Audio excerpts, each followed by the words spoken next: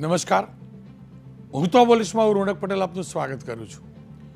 હું તો બોલીશ આજે સતત 1405મો એપિસોડ અને 1405મા એપિસોડના બે મુદ્દા છે. પહેલો મુદ્દો છે આપકા ક્યા હોગા.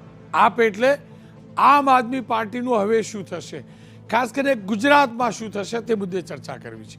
અને બીજો મુદ્દો છે સુરતનો તથ્ય કોણ. જી હા, અમદાવાદમાં તથ્ય નામના નબીરાએ જેમ લોકોને કચડ્યા હતા ને, ઠીક તે જ રીતે સુરતની અંદર એક તથ્ય જેવો જ એક નબીરો છે જેને બે લોકોના જીવ હણ્યા છે અને કેટલાક લોકોને ઘાયલ કર્યા છે.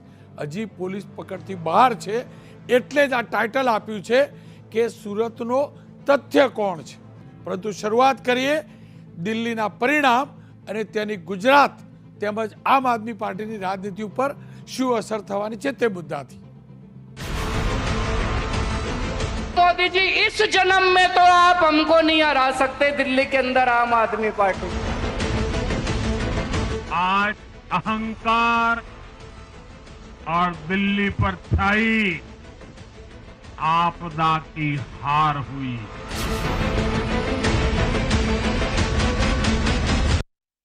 આજે 70 બેઠકવાળી દિલ્હી વિધાનસભાની મતગણતરી થઈ અને આ મતગણતરી દરમિયાન અરવિંદ કેજરીવાલ જે આ જન્મની વાત કરતા હતા ને કે નહીં હરાવી શકો, તે આજના દિવસમાં થઈ ગયું. અને એટલે ટાઇટલ છે આપકા ક્યા હોગા.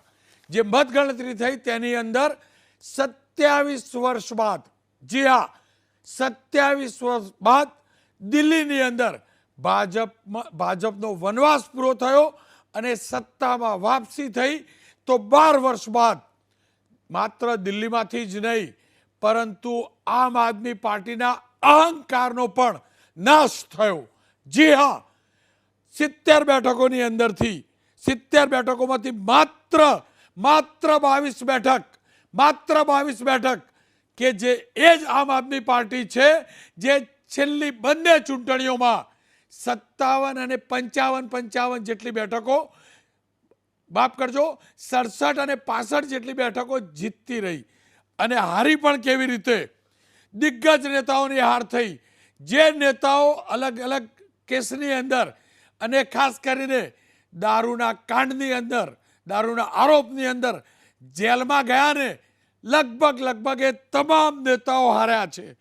આમ આદમી પાર્ટીના સંયોજક અને દિલ્હીના પૂર્વ મુખ્યમંત્રી, આમ આદમી પાર્ટીના કરતા ધરતા અને વિધાનસભાની અંદર દિલ્હી વિધાનસભામાં એવા શબ્દોનો ઉપયોગ કરનાર કે દિલ્હીના માલિક અમે છીએ, જેનું નામ આમ છે, તે ખાસ થઈને ફરનાર અરવિંદ કેજરીવાલ 4089 મતથી હાર્યા છે. ભાજપના પૂર્વ મુખ્યમંત્રીના પુત્ર પરવેશ વર્માને 30,800 વોટ મળ્યા, જ્યારે અરવિંદ કેજરીવાલને 25,999 મત મળ્યા છે. કોંગ્રેસના સંદીપ દીક્ષિતને માત્ર એ બેઠક ઉપરથી, એટલે કે નવી દિલ્હીની બેઠક ઉપરથી 4,568 મત મળ્યા છે. બીજા નંબરના નેતા મનીષ સિસોદિયા, દિલ્હીના શિક્ષણ મંત્રી, તેમની જંગપુરા બેઠકથી ભાજપના ઉમેદવાર તરવિંદરસિંહ સામે 675 મતથી હાર થઈ છે. મનીષ સિસોદિયાની હાર થઈ છે. સૌરભ ભારદ્વાજ ગ્રેટર કૈલાસ બેઠકથી ભાજપના શિખા રોય સામે 3,188 મતથી હાર્યા છે. સૌરભ ભારદ્વાજ પણ પોતાની બેઠક નથી બચાવી શક્યા. આમ આદમી પાર્ટીના સત્યેન્દ્ર જૈન, તેઓ પણ જેલમાં ગયા હતા. તે ભાજપના ઉમેદવાર કર્નૈલસિંહ સામે 20,000 મતથી હાર્યા છે. જો કે આ પરિણામની અંદર કોંગ્રેસનું ખાતું પણ નથી ખુલ્યું. પરંતુ વોટ શેરની વાત કરી લે દિલ્હીમાં, તો બીજેપીને 45.56% મત મળ્યા છે. એટલે કે અગાઉની ચૂંટણી કરતાં લગભગ 7% વોટનો વધારો થયો છે. આમ આદમી પાર્ટીને 43.57% મત મળ્યા છે. કોંગ્રેસને 6.34 મત મળ્યા હોય. કોંગ્રેસને ભલે એક પણ બેઠક ન મળી હોય પણ તેના વોટ શેરમાં 2%નો વધારો થયો છે. એટલે કે કોંગ્રેસના વોટ શેરની અંદર ટોટલ અગાઉની તુલનામાં 50% વધારો થયો છે. અગાઉ 4% જેટલા મત મળ્યા હતા, આ વખતે 6.34% મત મળ્યા છે.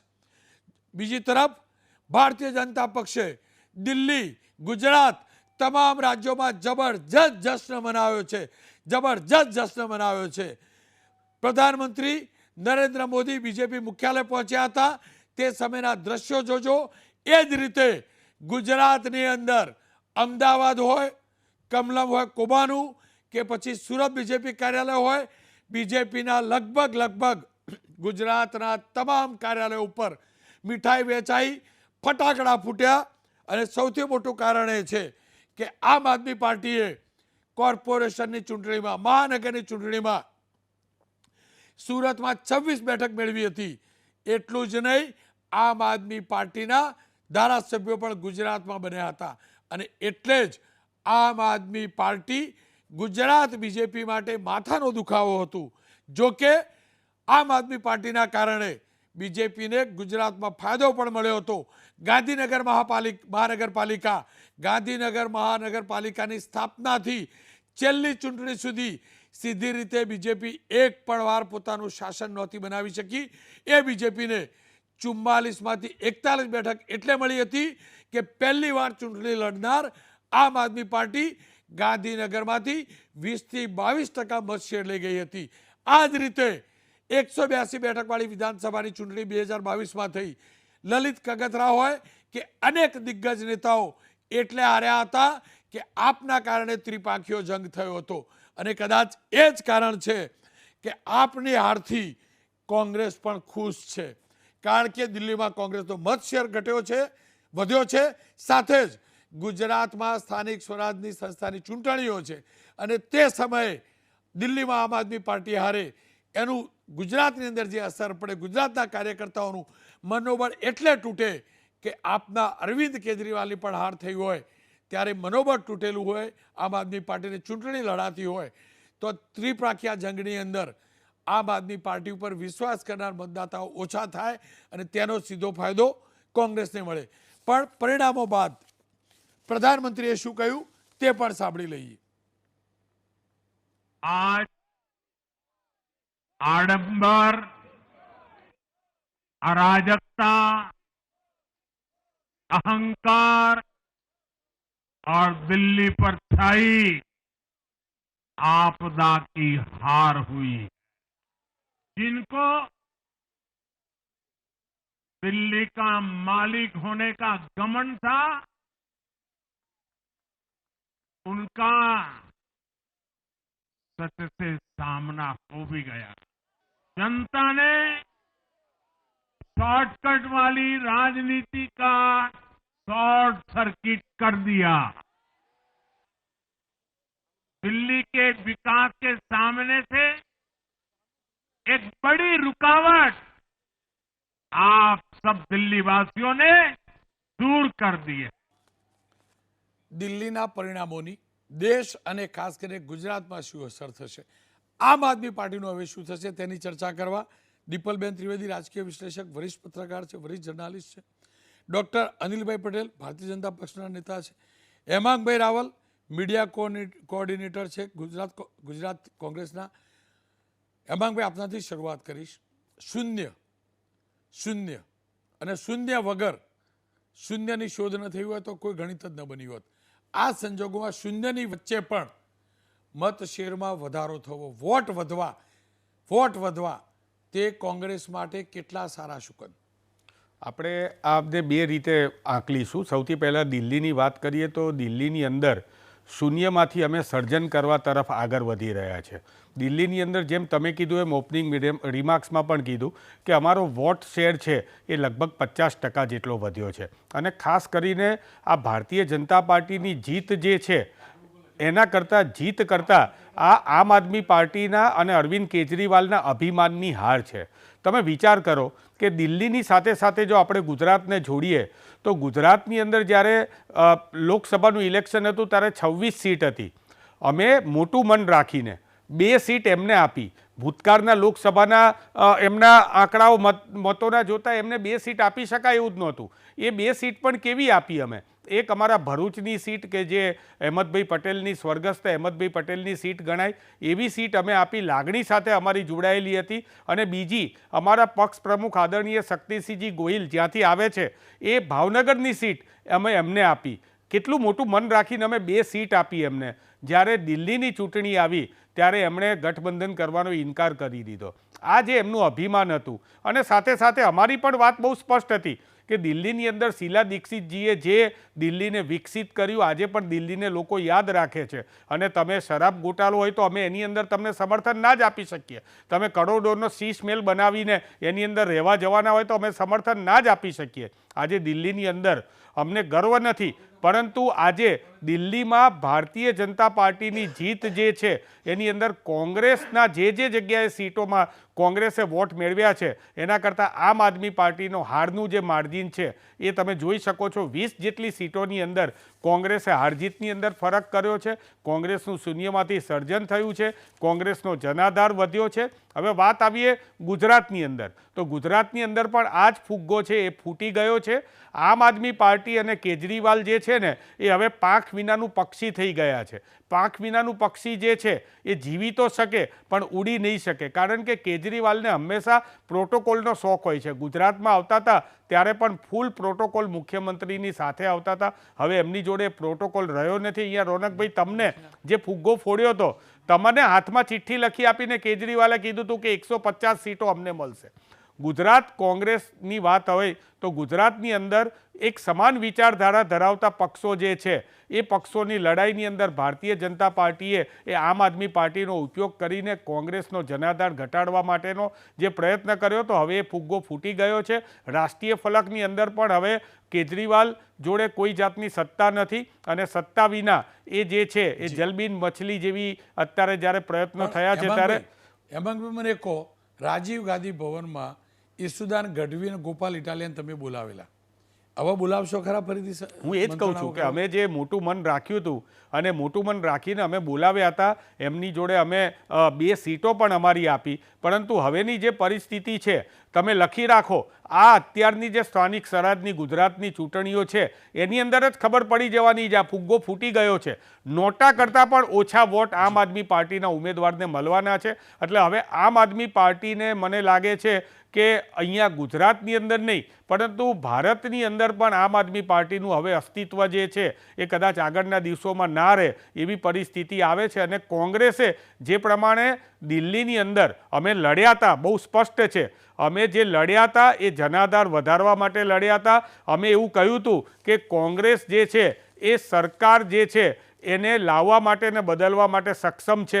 પ્રિયંકા ગાંધીજીએ પણ કીધું કે લોકોએ જે મત આપ્યા એ મત જે છે આમ આદમી પાર્ટીની વિરુદ્ધની અંદર આપેલા છે. આજે મારે અત્યારે એ ખાસ કહેવું પડશે કે આમ આદમી પાર્ટીનું જે અભિમાન છે એ અભિમાન એમને લઈને ડૂબ્યું છે.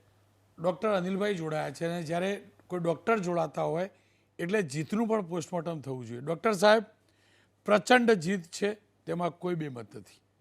પહેલીવાર એક્ઝિટ પોલ સાચા પડ્યા. એક્ઝિટ પોલ કરતાં થોડી ઘણી વધુ બેઠક બીજેપીને મળી છે. વોટ શેર વધ્યો છે, એમાંય બેમત નથી.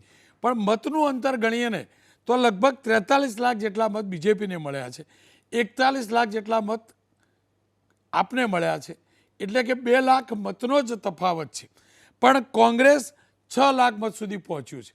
આપની બાદબાકી થવી દિલ્હીમાંથી, એક પ્રાદેશિક પક્ષની આ રીતે બાદબાકી થવી, સાવરણા ઉપર સાવરણાની સફાઈ થવી અને ત્યાં કમળ ખીલવું, તે રાજનીતિને આપ પ્રદેશ અને દેશની સાથે જોડીને કેવી રીતે મૂલવો છો?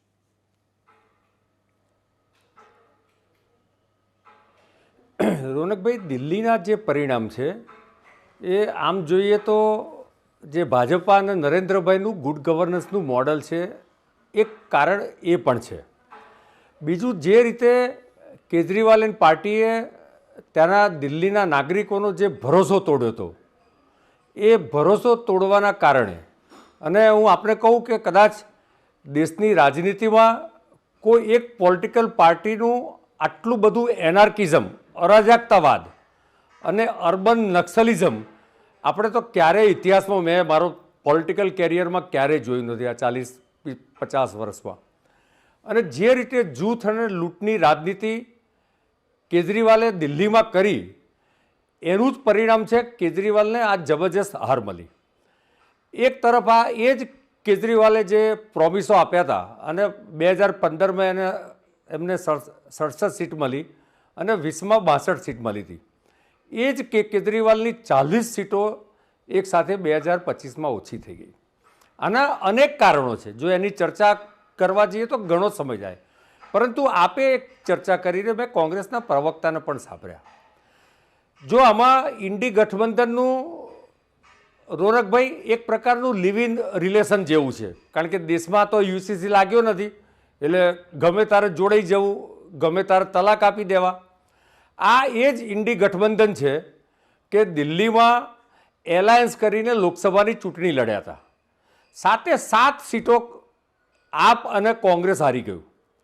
તમે કોંગ્રેસનો વિચાર કરીએ તો હારવાની 0 સીટ મેળવવાની વિધાનસભામાં પણ હેટ્રિક મેળવી અને લોકસભામાં પણ હેટ્રિક મેળવી, એટલે કે ડબલ 0 હેટ્રિકથી કોંગ્રેસને દિલ્હીની જનતાએ હરાયું. અગત્યની વસ્તુ એ છે કે આજે કોંગ્રેસ એવું કહી રહ્યું છે કે 20 સીટો પર અમે આપને હરાવી દીધી. મને એવું લાગે છે કે પોલિટિકલ પરસેપ્શન છે ને એ એક પ્રકારની સાયકોલોજીકલ કેમિસ્ટ્રી છે અને એમાં એનું કોમ્બિનેશન ઘણીવાર 0 બી થાય, 2 બી થાય, 22 થાય ને 1 બી થાય. It is not a mathematics. એનું મોટું ઉદાહરણ છે કે 70 સીટોમાંથી કોંગ્રેસે જે લડાઈ એમાં 68 સીટો પર કોંગ્રેસની ડિપોઝિટ ગઈ, જમાનત જપ્ત થઈ, એટલે કે 16% કરતાં પણ ઓછા મત મળ્યા. હવે ગુજરાત પર આવું. ગુજરાતમાં જે રીતે આમ આદમી પાર્ટીનું અહીંયા સ્ટ્રક્ચર છે, સંગઠન છે, તમે આમ જોવા જાઓ તો ગુજરાતમાં કોઈ પ્રકારનું સંગઠન જ નથી. જુદી જુદી પોલિટિકલ પાર્ટીના વિખૂટા પડેલા લોકો અને કેટલાક લોકોને રાજનીતિમાં કેરિયર બનાવી હતી એવા લોકો ભેગા મળીને એક સમૂહ બનાવ્યો. પરંતુ રોનકભાઈ એટલું ચોક્કસ છે કે પોલિટિકલ પાર્ટી હારે જીતે એ જુદો વિષય છે, પરંતુ એક વિચારધારાના આધારે કામ કરતી પોલિટિકલ પાર્ટી કોંગ્રેસ છે તો એની એક વિચારધારા છે રાષ્ટ્રીય પાર્ટી તરીકે, ભાજપા છે તો એની એક વિચારધારા છે. પરંતુ આમ આદમી પાર્ટીનું આપણે જે પરફોર્મન્સ જોયું છે છેલ્લા 10-11 વર્ષમાં કોઈ વિચારધારા નથી. અને કોઈ વિચારધારાના તાંતણે જ્યારે કાર્યકર્તાઓ કે આમ સમૂહ જોડાયેલો ન હોય તો એનું વિઘટન ખૂબ ઝડપથી થાય. અને ગુજરાતમાં આમ આદમી પાર્ટીનું વિઘટન આમ તો શરૂઆત ક્યારની થઈ ગઈ છે, પરંતુ વિઘટનમાં જે થોડા ઘણા બી અંશો બચ્યા હતા એ અણુનું પણ વિઘટન થઈ જવાનું. જો રાજનીતિ એક તપસ્યા છે અને એમાં પરિશ્રમ છે અને એમાં ક્યાંક અમે લોકો બી ભૂતકાળમાં અમારી 2 સીટો આવી હતી, અમે પરિશ્રમ કરતા કરતા તપસ્યા કરતા કરતા આજે આ સ્થિતિમાં પહોંચ્યા છે. કોંગ્રેસ પણ ક્યારે દેશમાં જુદા જુદા સમયે શાસન કર્યું હતું, એણે પણ જે તે સમયે પરિશ્રમ કર્યો હશે. પરંતુ આમ આદમી પાર્ટી એ ટીવી ડિબેટોમાં ચર્ચા કરવી કે ચેનલોમાં બેસીને સરકાર ઉપર આક્ષેપો કરવા એ એકમાત્રથી ચૂંટણીઓ ક્યારેય જીતાતી નથી. અલ્ટિમેટલી પ્રજાનું જે પરસેપ્શન છે અને પ્રજા સાથેનું જે જનતાનું જોડાણ છે આ ખૂબ મહત્વનો વિષય છે. અને જ્યારે તમે સતત આજે ભારતીય જનતા પાર્ટી ગુજરાતમાં સતત છેલ્લા વિચારીએ તો 1990 પછી કોંગ્રેસને સતત 7 વખત સુધી વિધાનસભામાં જીતવા દીધી નથી. છેલ્લી 3 વખતથી જબરજસ્ત જંગી એક સીટ ગઈ વખતે ગઈ, પરંતુ જંગી બહુમતીથી ભારતીય જનતા પાર્ટી જીત્યું છે. 22માં કદાચ કોંગ્રેસ એમ કહેશે કે આમ આદમી પાર્ટીના કારણે અમારી સીટો ઘટી, પરંતુ 2022ની વિધાનસભાની ચૂંટણીમાં રોનકભાઈ 50 સીટો એવી હતી કે જે 50,000 કરતાં વધારે લીડ હતી. 11 સીટો એવી હતી કે જેમાં 1 લાખ કરતાં પણ વધારે લીડ હતી. આદરણીય ભૂપેન્દ્રભાઈની 1,94,000 કે 95,000 જેટલી લીડ હતી. તો ખૂબ જંગી માર્જિનથી ભારતીય જનતા પાર્ટી 22માં પણ જીતી. તમે સ્થાનિક સ્વરાજ્યની બધી જ ચૂંટણીઓમાં ભારતીય જનતા પાર્ટી જંગી લીડથી જીત્યું છે. એટલે આમ જોવા જાઓ તો ગુજરાતમાં કોંગ્રેસનું અસ્તિત્વ પણ નબળું છે અને આમ આદમી પાર્ટીનું તો અસ્તિત્વ જ નથી. જે તે થોડા લોકો જીત્યા છે એમની વ્યક્તિગત છાપ કે લોકો સાથેના સંબંધો અથવા તો ડૉક્ટર સાહેબ, સ્થાનિક આપને રોકીશ. કોઈ બાબતમાં ડૉક્ટર કોઈ સાહેબ, ઉમેદવાર ડૉક્ટર ભાજપના સાહેબ, માટેનું સમયનો અભાવ છે, નેગેટિવ આપને પાસું રોકીશ. કોઈ હોય જી, ડૉક્ટર એના સાહેબ, કારણે કદાચ જીત્યા સમયનો હશે. અભાવ છે ને, જે જીત્યા એમાંથી એક બે તો તમે લઈ પણ ગયા છો, એ વાત અલગ છે કે પછી પાછી ગૂંચ પણ પડી છે રીબડિયાવાળી બેઠક ઉપર. પણ એ હકીકત છે ડૉક્ટર, આપની વાત બીજેપી માટે પણ મોટી જીત હતી ને વિડીયો પણ જોજો. ગુજરાતની અંદર 156 બેઠક પછી પણ મેં એક પણ સાંસદને ગરબા કરતા નહીં જોયેલા. પણ આજે અમદાવાદની અંદર સ્ટેન્ડિંગ કમિટીના પૂર્વ ચેરમેન હોય, કોઈ ધારાસભ્ય હોય કે સાંસદ, તમામ ડાન્સ કરતા હતા. ડૉક્ટર, તમારા ચહેરા ઉપરનું સ્મિત બતાવે છે કે તમે આમ આદમી પાર્ટીથી કંટાળ્યા હતા. થાક્યા હતા નહીં કહેતો, કંટાળ્યા હતા. અને એ જ છે, એ જ આ જુઓ સાંસદ આટલો ડાન્સ કરતા મેં ક્યારેય નહીં જોયા. 156 આવીને ડૉક્ટર, 156, તો પણ તમારા કાર્યકર્તાઓ નૃત્ય કરતા હતા, કાર્યકર્તાઓ ગરબા કરતા હતા. પણ પહેલી વાર તમારા સાંસદ નાચે છે, એનો મતલબ એમને દિલ્હી જઈને જાણી લીધું છે કે આમ આદમી પાર્ટીનો કાંટો કોંગ્રેસના કાંટા કરતાં વધુ દુઃખ દેનારો છે, કષ્ટ દેનારો છે. અને એટલે જ આ મુદ્દે ચર્ચા કરવી છે. મારી સાથે સિનિયર પત્રકાર અને મારા સિનિયર દીપલબેન જોડાયા. દીપલબેન, જો એક લાઇનમાં મારા ટાઇટલ આપવાનું હોય તો હું એવું ટાઇટલ આપું, દિલ્હીમાં બીજેપીની પ્રચંડ જીત, કોંગ્રેસના કારણે આપની હાર. તમારા હિસાબથી કયું ટાઇટલ તમે આપો અને આની ગુજરાત પર શું અસર પડે?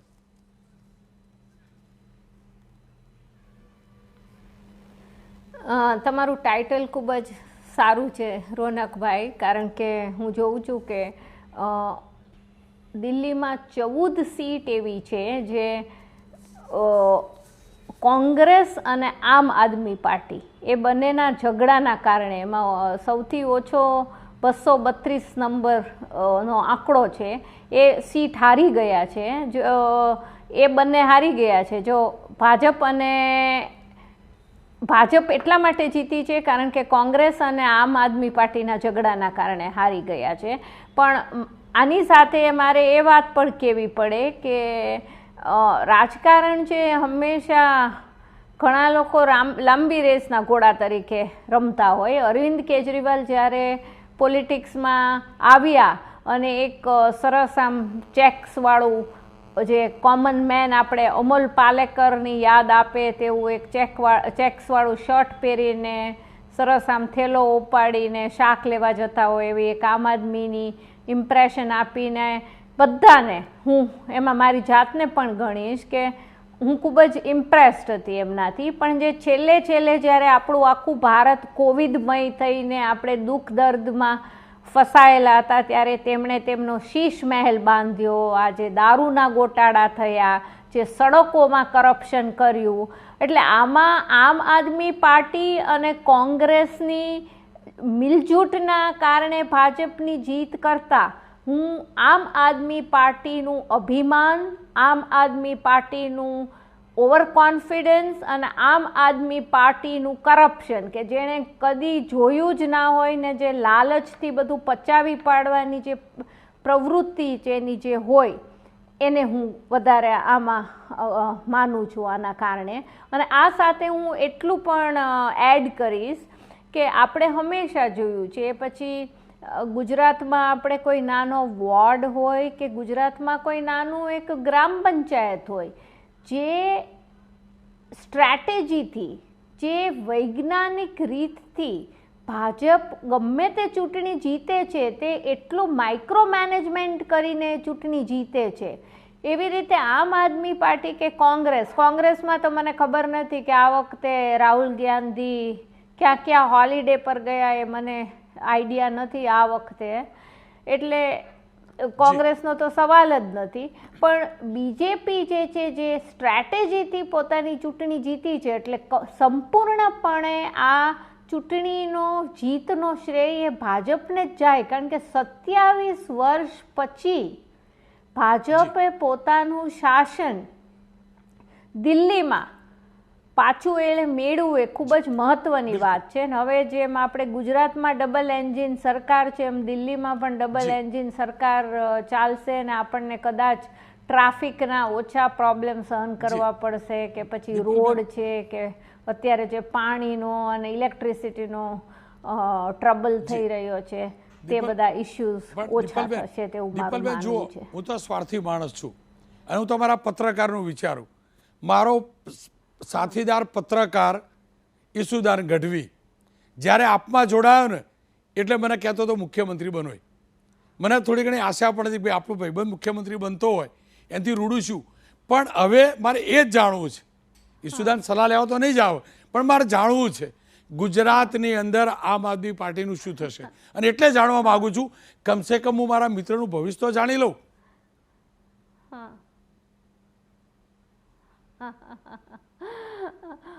રોનકભાઈ, ઈશુદાન છે એ મને ખબર પડશે કે મને પૂછવા આવશે પહેલાં આપને જ પૂછવા આવશે એટલી મને ખાતરી છે.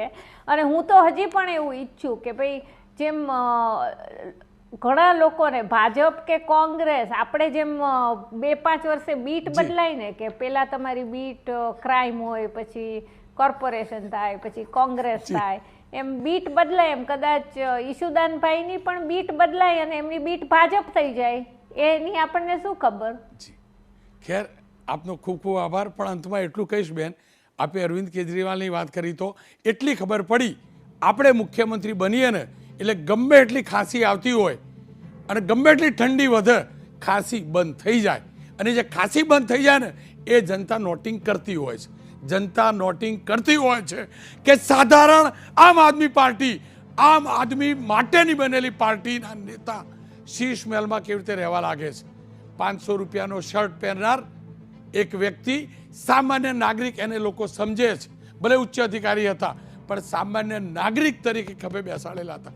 એ જ્યારે 5000નો શર્ટ પહેરવા લાગે છે ને ત્યારે ડાઉટ જાય છે કે સામાન્ય નાગરિક આ મોંઘવારીના જમાનામાં 1,00,000-1.5 લાખ ધારાસભ્ય તરીકેના પગારની અંદર, 2 લાખ મુખ્યમંત્રીના પગારની અંદર 5000નો શર્ટ પહેરી તો ન શકે. અને આ જનતા જાણે છે, એટલે જ આ પ્રકારના પરિણામો આવે છે. આશા રાખીએ તમામ ઠેકાણે જ્યાં જ્યાં દંભ હોય, એ મારું ગુજરાત પણ આવી ગયું અને ગુજરાતનો એક એક નેતા આવી ગયો. કોંગ્રેસ, બીજેપી કે આપ, દિલ્હીની જેમ નાગરિકો ગુજરાતના પણ નેતાની ચાલ ચલને એની ચાલને સમજે અને જો આપણે સમજતા થઈશું ને તો જ સારા આમ નેતાઓ, એટલે આપણા જેવા લોકોમાંથી અને આપણા જેવા રહેનારા લોકોને આપણે જીતાડી શકીશું.